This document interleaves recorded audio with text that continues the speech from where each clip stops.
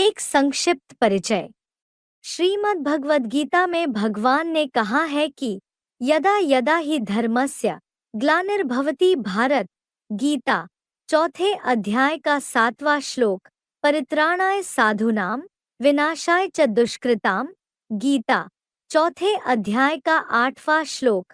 अर्थात जब जब विश्व में धर्म की ग्लानि होती है तो दुष्टों को दंड देने तथा सज्जनों की रक्षा करने के लिए मैं सृष्टि पर आता हूँ। तो सोचिए, क्या दुनिया की परिस्थिति इतनी नहीं बिगड़ी है कि भगवान को इस धरती पर आने की आवश्यकता हो? दुनिया में चारों ओर आग ही आग दहक रही है। कहीं काम की अग्नि तो कहीं क्रोध की अग्नि, कहीं मनुष्य प्रकृति का नाश करता आया है और कहीं प्रकृति मनुष्य का नाश कर रही है। क्या सृष्टि का इसी प्रकार पतन होता रहेगा? क्या इसका परिवर्तन संभव है? हाँ, संभव है, किंतु पतित मनुष्यों द्वारा नहीं, अपितु पतित पावन सदा कल्याणकारी परम पिता परमात्मा शिव भगवान द्वारा, जो कि नर्क को स्वर्ग बनाने के लिए भारत भूमि पर दिव्य जन्म ले चुके हैं और सन 1936-37 से इस विश्व परिवर्तन का कार्य निराकार शिव ज्योति बिंदु एक साधारण मनुष्य तन में प्रवेश कर गुप्त रूप से सहज राजयोग और ईश्वरीय ज्ञान की शिक्षा द्वारा करा रहे हैं। जैसा कि गीता में वर्णित है कि अवजानन्ति माम मूढ़ा मानुषीम तनुमाश्रितम। गीता 9वें अध्याय का 11वां श्लोक। अर्थात मूढ़मती लोग साधारण तन में आए मुझ परम पिता परमात्मा को नहीं पहचान पाते। पहचाने भी कैसे? क्योंकि 5000 वर्ष के इस विशाल सृष्टि रूपी नाटक में 84 जन्म लेते लेते और सुख भोगते भोगते नंबरवार सभी मनुष्य आत्माएं पतित व विकारी बन चुकी है। मिट्टी के समान शरीर में मन बुद्धि को लगाते लगाते आखरीन अब कलियुगांत में पत्थर बुद्धि बन गई है, मूर्छित हो गई है। गीता में है कि दिव्यम ददामि ते चक्षुः पश्चिमे योग मैश्वरम। गीता 11वें अध्याय का 8वां श्लोक। अर्थात अपने विश्व रूप का दर्शन कराने के लिए भगवान ने अव्वल नंबर पुरुषार्थी अर्जुन को दिव्य चक्षु प्रदान किए। यह सिर्फ एक अर्जुन की बात नहीं है और ना ही भगवान ने किसी रथ पर बैठकर सिर्फ अर्जुन को संस्कृत में गीता के 18 अध्याय सुनाए थे। अर्जुन के शरीर रूपी रथ में शिव ने 1936-37 से प्रवेश कर अन्य धर्म पिताओं की तरह 100 वर्ष के अंदर ही मुख से ओरली गीता ज्ञान सुनाया और समझाया है। वास्तव में निराकार परम पिता शिव किसी मनुष्य शरीर रूपी रथ में बैठकर सभी पुरुषार्थ का अर्जन करने वाले अर्जुन रूपी आत्माओं को सृष्टि के आदि, मध्य और अंत का रहस्य समझाते हैं। वे हम सब आत्माओं के पिता हैं। उनके ज्ञान व अविनाशी सुख शांति के वर्षे पर हम सबका हक है। यह वर्षा हमें देने के लिए वे स्वयं इस धरती पर पधार चुके हैं और साधारण मनुष्य शरीर रूपी रथ में बैठकर ईश्वरीय ज्ञान व राजयोग की शिक्षा दे रहे हैं। उनका यह कार्य सन 1936-37 में पाकिस्तान के सिंध हैदराबाद शहर से प्रारंभ हुआ, जब उन्होंने दादा लेखराज नामक एक विख्यात हीरो के व्यापारी को विष्णु चतुर्भुज, नर्क की पुरानी दुनिया के विनाश और स्वर्ग की नई दुनिया की स्थापना का साक्षात्कार कराया। किंतु दादा लेखराज उन दिव्य साक्षात्कारों का अर्थ समझ ना पाए। उन्होंने अपने गुरुओं से इसका अर्थ पूछा, किंतु भगवान की लीला वे क्या समझे। उन्होंने दादा लेखराज को वाराणसी के प्रकांड पंडितों से इसका समाधान पाने की सलाह दी, किंतु उन्हें वहां भी निराशा ही हाथ लगी। वहां भी उन्हें साक्षात्कार होते रहे, जिसकी तस्वीरें वे गंगा के घाटों पर बनी दीवारों पर बनाते रहते थे। जब कोई भी उनकी समस्या का समाधान ना कर सका तो उन्हें अपने कलकत्ता निवासी भागीदार की याद आई। उसकी निष्ठा, ईमानदारी और होशियारी से प्रभावित होकर ही उन्होंने उसे अपनी कलकत्ता स्थित हीरो की दुकान की जिम्मेवारी सौंपी थी। अतः दादा लेखराज कलकत्ता गए, किंतु सीधे उस भागीदार को अपने साक्षात्कारों का वर्णन करने के बजाय उन्होंने अपनी नजदीकी संबंध की माता, छोटी माता को सुनाया, और छोटी माता ने दूसरी माता को सुनाया, जो बोलने सुनने सुनाने में सिद्धहस्त थी। बाद में जब सुनने सुनाने में सिद्धहस्त माता ने प्रजापिता भागीदार को सुनाया, उसी समय ज्योतिर्बिंदु परम पिता परमात्मा शिव ने उसी माता और प्रजापिता भागीदार में साथ ही साथ प्रवेश कर लिया, और इस प्रकार उस सिद्धहस्त माता द्वारा साक्षात्कारों का वर्णन सुनने सुनाने की प्रक्रिया द्वारा भक्ति मार्ग की तथा भागीदार द्वारा ज्ञान समझने समझाने की प्रक्रिया द्वारा ज्ञान मार्ग की नींव पड़ गई। कुछ समय के बाद दादा लेखराज ने भागीदार और छोटी माता के प्रैक्टिकल पाठ और अनुभव से अपने वर्तमान जन्म के पाठ, ब्रह्मा के स्वरूप और भविष्य सतयुग में कृष्ण के रूप में प्रथम महाराजकुमार के स्वरूप को भी पहचान लिया। इसी तरह ओमराधे नाम की कन्या ने अपने वर्तमान जन्म के सरस्वती नामक पाठ का और भविष्य सतयुग में राधा के रूप में प्रथम महाराजकुमारी के स्वरूप का भी निश्चय कर लिया। वास्तव में तो ये ब्रह्मा और सरस्वती दोनों टाइटलधारी ब्रह्मा सरस्वती ही थे, जबकि मूल रूप में भागीदार ही प्रजापिता ब्रह्मा और दूसरी माता जगदम्बा बड़ी माँ का स्वरूप था। भगवान द्वारा साकार रूप में स्थापित यह परिवार कलकत्ते से सिंध, हैदराबाद और फिर कराची में स्थानांतरित हुआ, जहां कुछ वर्षों तक शिव का साकार माध्यम बनने के बाद भागीदार तथा उन दोनों माताओं का देहावसान हो गया और धरती पर ईश्वरीय कार्य की सारी जिम्मेवारी दादा लेखराज के कंधों पर आ पड़ी, जिन्होंने भगवान का परिचय पाते ही अपना तन, मन और धन उन पर न्यौछावर कर दिया था। अतः परम पिता शिव ने विश्व परिवर्तन का कार्य दादा लेखराज, जिनका कर्तव्यवाचक नाम ब्रह्मा है, के शरीर के द्वारा जारी रखा।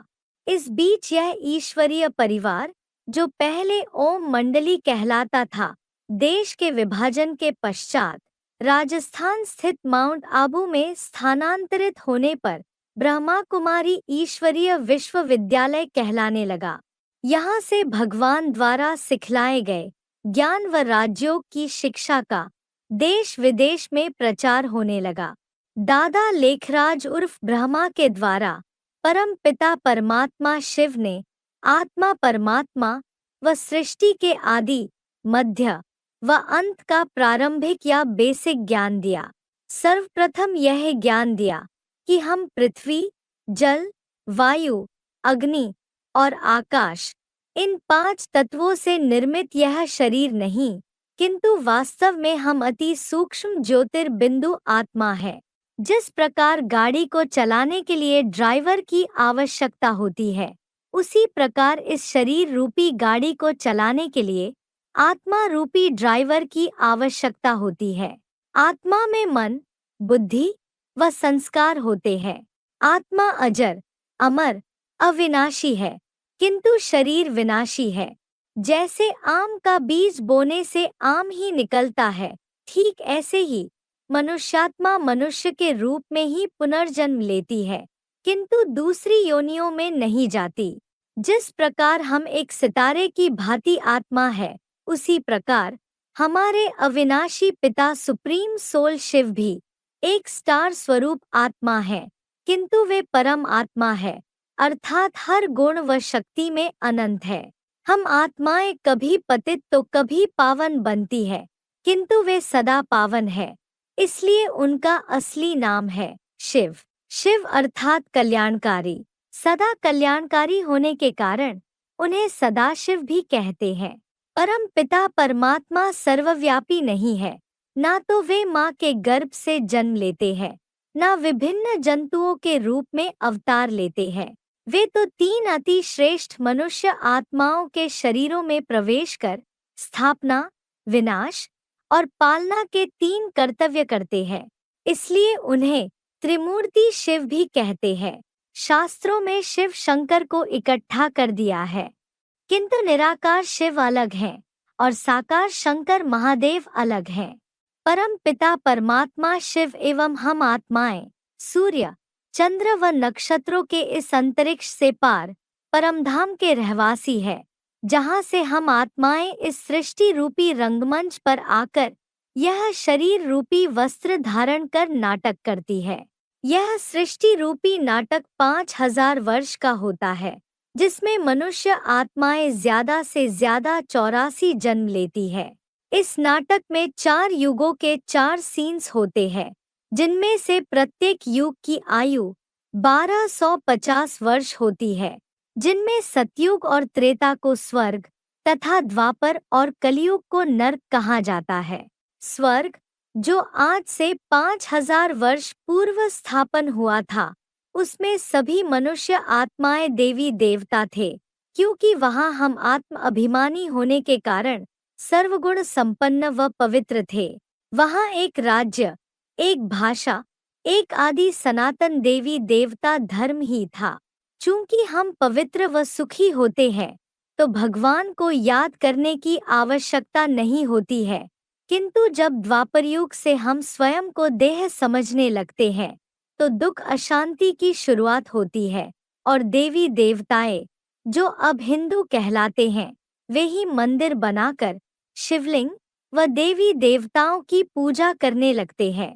विभिन्न धर्म पिताओं की आत्माएं परमधाम से आकर अपना अपना धर्म स्थापन करती है। द्वापर युग में इब्राहिम द्वारा इस्लाम धर्म की स्थापना व क्राइस्ट द्वारा क्रिश्चियन धर्म की स्थापना होती है। कलयुग में अनेकानेक धर्म व मतांतर स्थापित हो जाते हैं। मनुष्य बिल्कुल पतित, भ्रष्टाचारी एवं तमो प्रधान बन जाते हैं। तब कलयुग अंत में स्वयं परम पिता परमात्मा शिव पतित आत्माओं को पावन बनाने के लिए प्रजापिता ब्रह्मा के तन में परकाया प्रवेश कर ईश्वरीय ज्ञान व राज्यों की शिक्षा देते हैं। सन 1936-37 से प्रारंभ हुए शिव अवतरण के इस समय को संगम युग कहा जाता है, अर्थात कलयुग के अंत एवं सतयुग के आदि का संगम। यहाँ मनुष्यात्माएं परम पिता परमात्मा की याद से काम, क्रोध, लोभ, मोह, अहंकार आदि 5 विकारों को भस्म कर फिर से सर्वशक्ति संपन्न बनती है। माउंट आबू में परम पिता शिव का यह ईश्वरीय कार्य चल ही रहा था, किंतु 18 जनवरी सन 1969 में अचानक दादा लेखराज उर्फ ब्रह्मा का देहावसान हो गया, जिनकी आत्मा ब्रह्मा कुमारी संस्था की गुलजार मोहिनी जी के तन में प्रवेश कर अब तक अव्यक्त वाणी सुना रही थी और सन 2017 में 1 या 2 बार वाणी चलाने अथवा संदेश देने या भेजने के बाद बाबा का पाठ बंद हो गया है। जैसे बैल के मुंह में मुसीका लगाते हैं, ऐसे ही ब्रह्मा कुमारियों ने बाबा के मुंह पर हाथ रखकर 2 या 3 बार उनका बोलना बंद कर दिया। बाद में बाबा 1 या 2 बार आए भी फिर आना ही बंद कर दिया। किंतु भगवान का विश्व परिवर्तन का बेहद का कार्य तो रुक नहीं सकता। अतः ज्योतिर्बिंदु शिव ने सन 1969 में ही उक्त भागीदार के अगले जन्म वाले मुकर्रर शरीर रूपी रथ में प्रवेश किया, जिसकी प्रत्यक्षता सन 1976 से दिल्ली के ब्रह्मा कुमारी विद्यालय के जिज्ञासुओं के बीच बाप का प्रत्यक्षता वर्ष के रूप में हुई। बाद में सन 1982 से वही ईश्वरीय कार्य उत्तर प्रदेश के फर्रुखाबाद जिले के कंपिला गांव से पहले गुप्त रूप से और अभी प्रत्यक्ष रूप से कलंकीधर रूप से चल रहा है। जीर्ण शीर्ण अति प्राचीन फर्रुखाबाद जिले का कंपिला ग्राम आज मानवता के मस्तिष्क पटल से धूमिल हो चुका है। यह ग्राम वास्तव में ऐतिहासिक व पौराणिक दृष्टि से बहुत महत्वपूर्ण है। महाभारत पुराण के हिसाब से यह ग्राम पांचाल देश की राजधानी थी। यहाँ ही पांचाल नरेश, द्रुपद की पुत्री द्रौपदी का जन्म हुआ माना जाता है। जिस ज्ञान यज्ञ कुंड से द्रौपदी का जन्म हुआ था, उसकी यादगार आज यहाँ वह द्रौपदी कुंड बना हुआ है। यज्ञ कुंड के समीप ही टीले पर एक आश्रम है, जो कपिल मुनि की तपस्या स्थली है। इस कंपिला ग्राम में ही जैनियों के दो प्रसिद्ध तीर्थ स्थल अर्थात 13वें तीर्थंकर श्री विमलनाथ स्वामी का दिगंबर जैन मंदिर तथा श्वेतांबर जैन मंदिर भी स्थित है। इनके अलावा भी यहाँ कई पुराने मंदिर हैं, जो इसके ऐतिहासिक व धार्मिक महत्व को सिद्ध करते हैं। शायद इसलिए परम पिता परमात्मा शिव ने भी विश्व परिवर्तन के अपने गुप्त कार्य के लिए इस कंपिला ग्राम को ही चुना है। माउंट आबू में परम पिता शिव ने दादा लेखराज ब्रह्मा द्वारा सन 1951 से 18 जनवरी 1969 तक जो ज्ञान मुरलियां चलाई थी, उन्हीं के गुह्यार्थ का स्पष्टीकरण सन 1976 से प्रत्यक्ष हुए निराकार शिव के अंतिम मनुष्य शरीर रूपी मुकर्रर रथ प्रजापिता ब्रह्मा, जिनका कर्तव्यवाचक नाम शंकर प्रसिद्ध होता है, के द्वारा अब दिया जा रहा है। परम पिता परमात्मा शिव ने दादा लेखराज ब्रह्मा द्वारा जो 4 चित्र तैयार किए, जिनमें सृष्टि के आदि, मध्य और अंत का सार समाया हुआ है, उनका स्पष्टीकरण भी अब इस मुकर्रर रथ के द्वारा दिया जा रहा है। उदाहरण के तौर पर त्रिमूर्ति शिव के चित्र में ब्रह्मा, विष्णु और शंकर के साथ ज्योतिर्बिंदु शिव को भी चित्रित किया गया है। हालांकि इस चित्र में विष्णु एवं शंकर तो वैसे ही हैं, जैसा कि हिंदुओं के पौराणिक शास्त्रों में वर्णित है, किंतु ब्रह्मा के स्थान पर दादा लेखराज का चित्र लगाया गया है। इस विषय में ब्रह्मा कुमारी संस्था द्वारा यह स्पष्टीकरण दिया जाता है कि परम पिता परमात्मा शिव ने दादा लेखराज के द्वारा नई दुनिया की स्थापना का कार्य प्रारंभ किया था, इसलिए ब्रह्मा के स्थान पर उन्हें दिखाया गया है। किंतु दादा लेखराज की भांति साकार शरीर से इस पुरानी आसुरी सृष्टि का विनाश तथा आने वाली दैवी दुनिया की पालना का कार्य किन मनुष्य आत्माओं के द्वारा कराएंगे, इस बात की जानकारी उनको नहीं है। लेकिन निराकार शिव के मुकर्रर रथ द्वारा यह स्पष्ट हो चुका है कि निराकार परम पिता शिव किन मनुष्य आत्माओं के द्वारा स्थापना, विनाश व पालना का कार्य करा रहे हैं, अर्थात ब्रह्मा, शंकर व विष्णु की प्रैक्टिकल भूमिका कौन अदा कर रहे हैं। सारे विश्व के माता पिता कौन हैं, जिनके द्वारा परम पिता शिव सारी दुनिया को अविनाशी सुख शांति का वर्षा देते हैं, और जो विश्व महाराजन श्री नारायण व विश्व महारानी श्री लक्ष्मी के रूप में इस सृष्टि पर राज्य करेंगे। आने वाली नई दुनिया, पैराडाइस या जन्नत कैसी होगी, व उस स्वर्गीय दुनिया के पहले पत्ते अर्थात श्री कृष्ण व श्री राधे कौन बनेंगे। इस प्रकार सन 1976 से प्रजापिता ब्रह्मा द्वारा दिए जा रहे एडवांस ज्ञान में हमें यह भी बताया गया है कि किस प्रकार 5000 वर्ष के इस सृष्टि रूपी नाटक की शूटिंग या रिहर्सल इस संगम युग में होती है। इस मनुष्य सृष्टि के बीज कौन है, संगम युग में कैसे सभी धर्मों की बीज रूप व आधारमूर्त आत्माएं परम पिता शिव से असली ज्ञान लेती है तथा द्वापर युग से अपना अपना धर्म स्थापन करती है। मनुष्य आत्माएं अधिक से अधिक 84 जन्म कैसे लेती हैं तथा इन जन्मों में उनके उत्थान व पतन की नींव संगम युग में कैसे रखी जाती है। उस शास्त्रीय ज्ञान से भी ऊंचे राजयोग अर्थात राजाओं का राजा बनाने की शिक्षा, शक्ति व मार्गदर्शन स्वयं परम पिता परमात्मा शिव अब सम्मुख दे रहे हैं।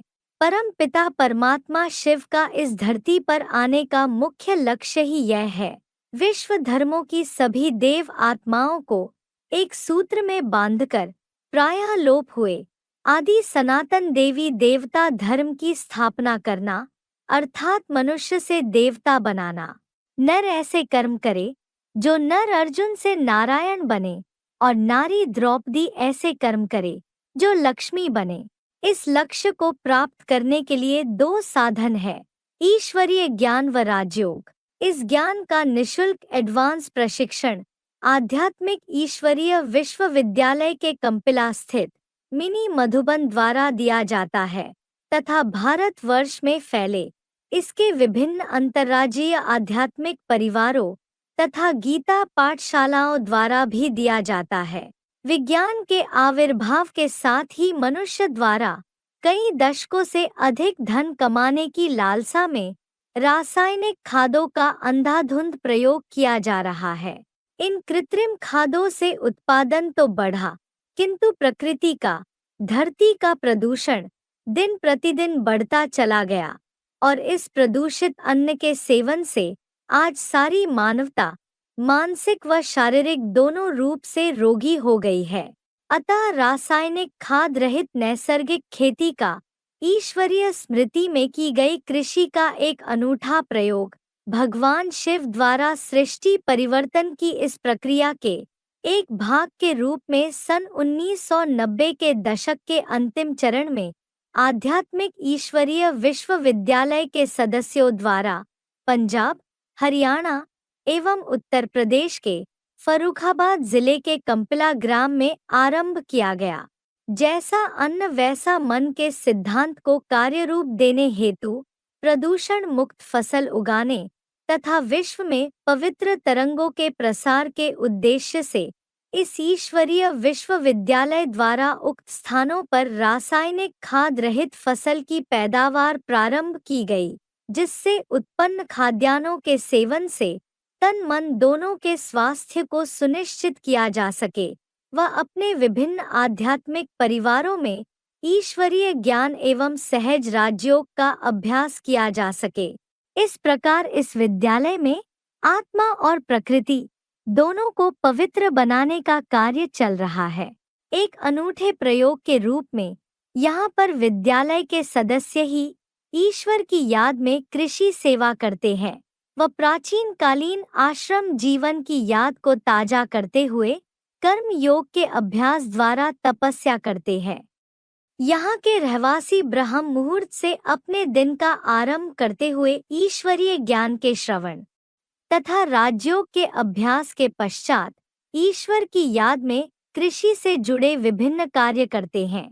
अतः आप भी जीवन में सच्ची सुख शांति व पवित्रता की अनुभूति के लिए तथा भारत देश में चल रहे निराकार परम पिता शिव परमात्मा के गुप्त कार्य की अधिक जानकारी के लिए हमारे स्थानीय आध्यात्मिक परिवार में पधारे।